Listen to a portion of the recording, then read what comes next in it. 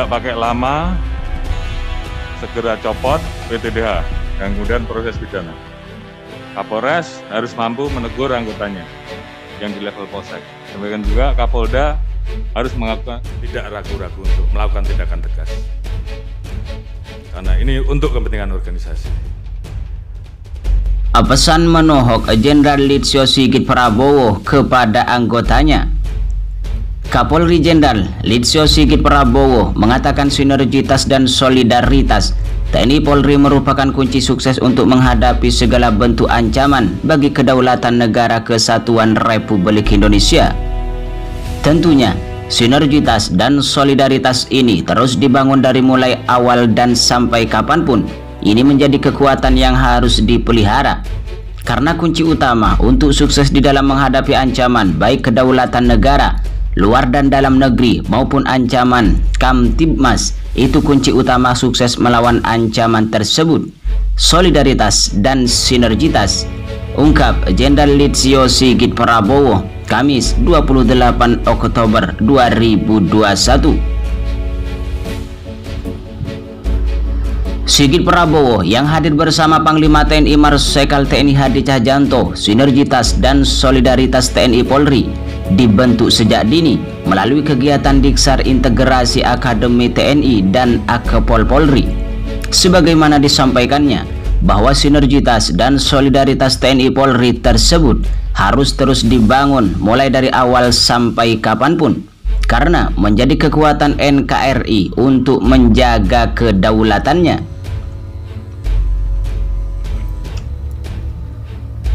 Jenderal Bintang 4 itu mencontohkan salah satu keberhasilan sinergitas dan solidaritas yang dilakukan prajurit TNI dan anggota Polri, yakni dalam menghadapi ancaman bencana non-alam, yakni pandemi COVID-19. Menurut dia, prajurit TNI dan anggota Polri bersama-sama dipercaya oleh pemerintah sebagai garda terdepan dalam mengendalikan pandemi COVID-19. Sehingga dengan solidaritas dan sinergitas tersebut, lanjut Sigit Prabowo, laju pertumbuhan virus corona atau COVID-19 dapat ditekan. Sehingga saat ini Indonesia berada di peringkat pertama Asia Tenggara dalam hal penanganan pandemi COVID-19.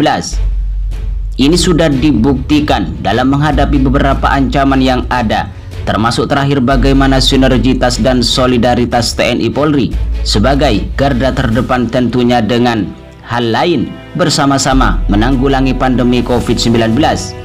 Dan alhamdulillah, hari ini Indonesia berada di posisi nomor 1 untuk penanganan laju COVID-19 terbaik di Asia Tenggara. Ini adalah modal bersama yang harus terus dijaga.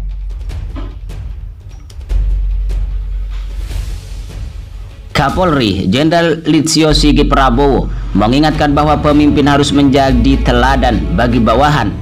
Hal itu dikatakan Sigit saat menghadiri penutupan pendidikan Sespimti Polri Dikrek ke-30 Rabu 27 Oktober 2021.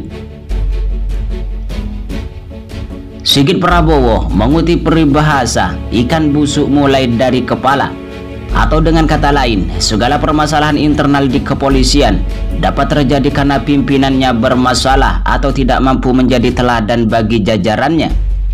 Ada pepatah, ikan busuk mulai dari kepala. Kalau pimpinannya bermasalah, maka bawahannya akan bermasalah juga. Pimpinan harus jadi teladan, sehingga bawahannya akan meneladani. Karena kita tidak mungkin diikuti kalau kita tidak memulai yang baik. Kita tidak mungkin menegur kalau kita tidak jadi teladan. Harus mulai dari pemimpin atau diri sendiri.